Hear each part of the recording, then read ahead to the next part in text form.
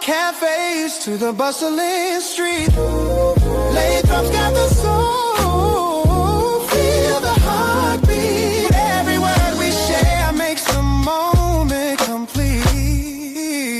Yeah. Living Lathrop, oh, we're live on stage. Voices in motion, turning every page. Welcome back to Live in Lathrup Village podcast. I'm Lauren Barris, and I'm here today with Susanne Cory. Hey, thank you so much for coming. Thank you. So for people who don't know, you are the police clerk. Mm-hmm. Is that your actual That's title? my actual title. So when anyone goes to the window, they see you there. Mm-hmm. Okay. And but if they call 911, we end up going to Southfield, don't we? Correct. Southfield dispatches the Lathrup Village officers. Okay. And then does it come to you by phone or anything? Or Wait, I have a lot of people call for police service, and I try to tell them to call the non-emergency number, obviously if it's not an emergency. Yeah. Because my number's only manned if I'm there. Oh. And if someone's happens to be in the station and picks the phone up, they'll pick the phone up, but it's only guaranteed to be manned when I'm working. So right. I'm trying to tell everybody. That makes sense. So there's a non-emergency number, and that would still go to dispatch. Correct. Okay, that's so interesting. So what you are really interesting. So you started your service like in the police department in 2002? Yes, 2002. Yeah. Okay. As and a you dispatcher were and a jailer. I saw a jailer. Mm-hmm. What does that mean? When people get arrested, I booked them and yeah, search people and did their fingerprints and their mugshots. And all okay, that. wow. Mm-hmm. That seems like a lot for like a local police department. It was a very big learning experience for me. I was a stay-at-home mom, and then I was working a jail. Oh, wow. So that was a big leap. I would say that's a really big leap. Mm-hmm. And how long did you do that? I did it for 2 years. I got laid off, actually, by the department I worked for. It was a big political whatever kerfuffle. that was. Yeah, kerfuffle. And got laid off. I worked for another department part-time for a year and a half and ended up full-time at the department I retired out of. Okay. In 2021.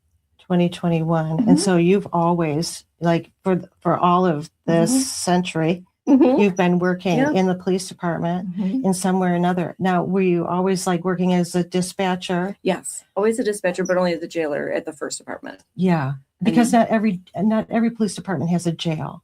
They typically they'll have a jail, but they don't have civilians working the jail. So I've always been a civilian. I've never been a sworn. We're not sworn, we're civilians. Oh, okay. So I don't know that I guess I didn't realize that that's how you describe that. But police are obviously sworn, and people who work in the office aren't necessarily sworn. Correct. We're all civilians. Okay. So, but then we have special clearances and things like that to do the work we do.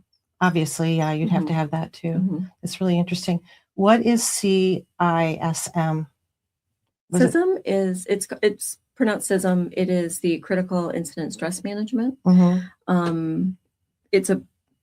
It's near and dear to my heart. It's something that I think that when they are issued their vest and their gun, they should be issued this one book by Dr. Kevin Gilmartin, which is basically how to survive and thrive in a career that is rough. It's hard, and so the CISM team is there to do diffusings and do debriefings when a traumatic or stressful incident happens, whether it be on duty or, unfortunately, I've worked with people that have lost children and their own children, and meet police officers, and have had any kind of personal tragedy. I did work for an agency. My agency I retired from. We had an officer killed in the line of duty, and he was shot to death in the line of duty. And oh goodness, that's there. One of your people. Yeah, that was one of my people. Yeah, he was a great officer, really, really good officer, but even a better guy. Yeah. Like we had people he arrested call us to express condolences. Oh, wow. That's how beloved he was by That's people. just, yeah.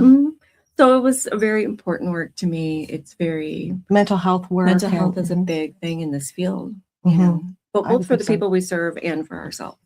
Right. And I would imagine like, to help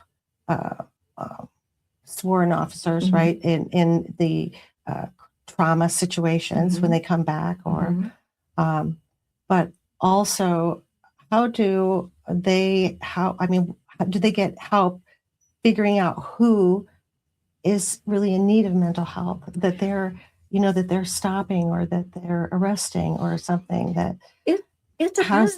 How is that assessment done? Because that mental health awareness needs to be too, right? And they do a lot of training, actually. They do a lot of in-house training. They do a lot of trainings they go to, because mental health is becoming, it's a bigger issue now, unfortunately, than I think it used to be. But the positive side of that coin is that it's being talked about more, and it's being taken care of more. So, if there's someone that you can tell is in crisis, there's different things that you can do. If someone's acting a certain way, there's times where it's very obvious it's a mental health issue. Right. And then they would go through appropriate channels for that by the rules and regs of the department, and, just how to handle things and get people help they need. Wow, that's great. And you did that for 8 years? I was not in the field where I just dealt with my people in my department. And I was on the team for 8 years, and you had to be selected to be on the team, and went through a lot of trainings, and it's heavy. I mean, it's heavy material to learn. It's heavy to do, but I just think it's really important. Well, sure. And people who just come up to the clerk's counter don't realize that you have that kind of training, that you were that kind of asset for the team. I mean, you're really an asset for that team. And I know personally that you do everything from like painting and decorating to that kind of crisis management. And that's really something too. I mean, all jokes aside, money short in the city and money short in the police department. So we look for ways to cut corners, and you were literally painting. Zhang and I did it together. Yeah, we painted this. I keep joking with him that we've had this intense bonding experience as his first few months as chief, and we still really like each other as far as that's great. IKEA furniture, though, have you put together IKEA furniture? No, we haven't done that yet, but that's the key. But we painted together side by side, and while we were at work, and people would come to the counter, and I'd have a paintbrush in my hands, and they would kind of look at me, but I'm like, I did. I thought do it. What are you doing? Yeah, that's great. That's great. And your husband is also a police officer. He's retired. He's retired. I have a retired police officer husband. So I joke with them that 34 years of motherhood and marrying a former officer makes me well suited for my spot. They call me the adult. I'm the adult there. You're the adult in the police department. That's great. And you are the only woman there.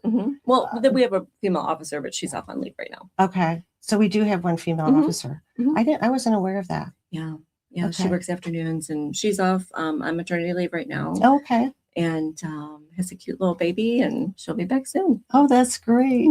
So as the only woman in the police department, do you, I think you would almost have to feel like you were keeping it all together, A little bit of herding cats, a little bit of, keeping them from running with scissors. And I love that too.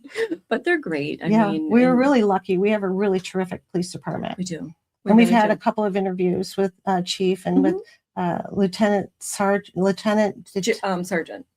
Houston.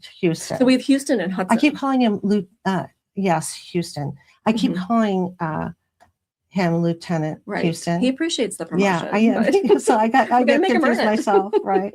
We're gonna make him earn it a little bit. That's great. But you said that you retired at the office or the agency that you retired from, but you're still working. So how does that work? This is your retirement job. This is my retirement job.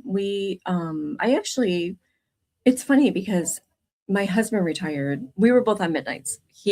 I did my career. You worked in the same place? We were neighboring agencies. And I did my career on midnights because my children all happened to be athletes. So I said, you have to do something. They all picked athletics, which I loved because I love sports. But I spent my career on midnights because they were always doing something. And that was the way I could be there, to be at everything. So I had done a career on it. I was used to it. My husband was not. Right. He got promoted. But the downside of that is that he had to go to midnights. And he was stuck on midnights. And he said, I can't do it anymore. I said, then don't. Yeah. So he retired. He's still working. We're too young, really.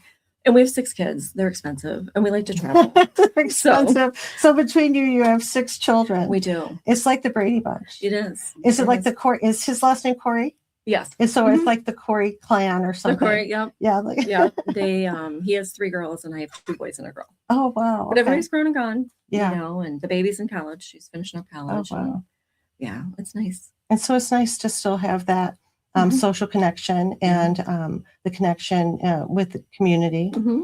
Yeah. It is kind of in your blood, it looks like. It is. And it's funny, this community being so small, I didn't have this kind of face-to-face contact with people. Oh. I was a disembodied voice on the radio and and on the phone I hadn't for thought of 20 that. years. So it's interesting and it's been fun to get to know people. It seems funny in the to community. put you in the back on the phone Mhm. the whole time. Yeah, I've never been a face. I'm always a voice. Yeah. Isn't that interesting? Mhm. Well, Yeah. we're so glad to have you here. It was a completely serendipitous how I landed here, and I couldn't be happier. Wait, that is a story too. Mhm. You tell me about that. You were on vacation or something. No, my girlfriend was on vacation. Okay.